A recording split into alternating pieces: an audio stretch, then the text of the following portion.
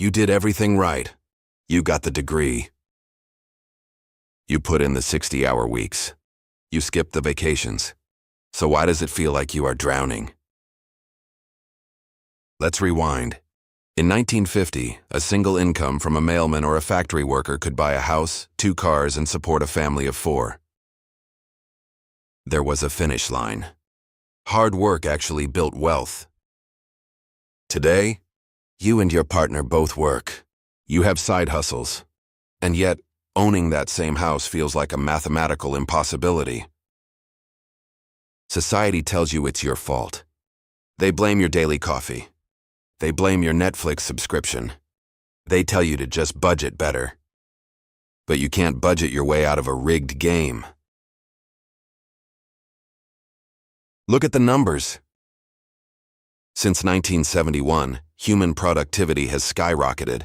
You are 3 times more productive than your grandfather. You generate more value, faster, and more efficiently than any generation in human history. But your wages, adjusted for inflation, they flatlined. The gap between what you produce and what you are paid is the silent theft of your life energy.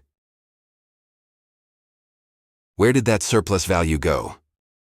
It went to the entities that don't work for money. They work to acquire assets. When you try to buy a home today, you aren't competing with another family. You are in a bidding war against multi-billion-dollar hedge funds.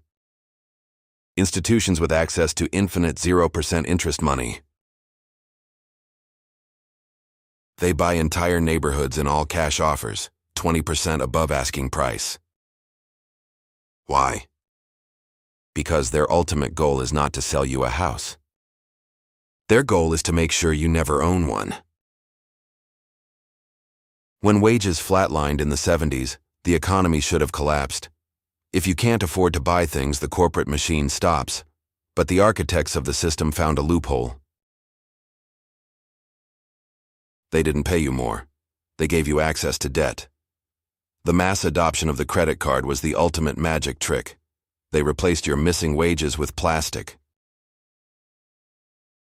They convinced you that borrowing money was purchasing power. It is not. Debt is the colonization of your future time.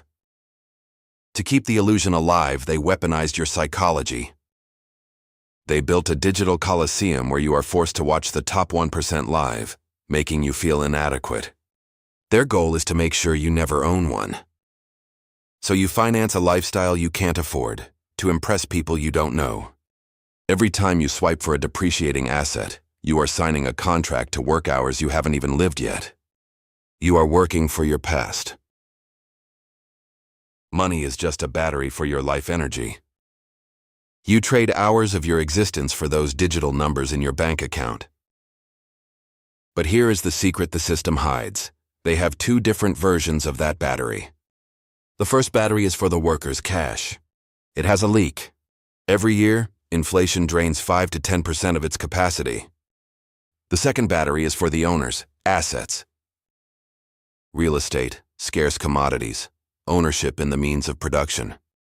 These batteries don't leak, they grow. They absorb the energy that is leaking from yours.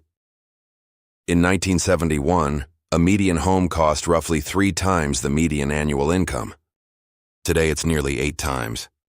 You are working harder, but you are being paid in a currency that is intentionally designed to lose the race against the things you actually need to own. We are entering the era of subscription serfdom. The system no longer wants you to be an owner. It wants you to be a permanent subscriber. Your software is a monthly fee. Your music is a monthly fee. Your car's heated seats are now a monthly fee. Even your home is becoming a service provided by a Wall Street landlord. Why? Because an owner is dangerous. An owner has equity. An owner has a stop button. But a subscriber? A subscriber is a predictable stream of cash flow for the elite. If you don't own the ground you stand on or the tools you use, you are a digital peasant in a corporate feudal system. So how do you escape? You stop playing their game by their rules. You must understand that in a world of infinite printing, only the finite has value. You must pivot from a worker mindset to an accumulator mindset. Stop saving paper.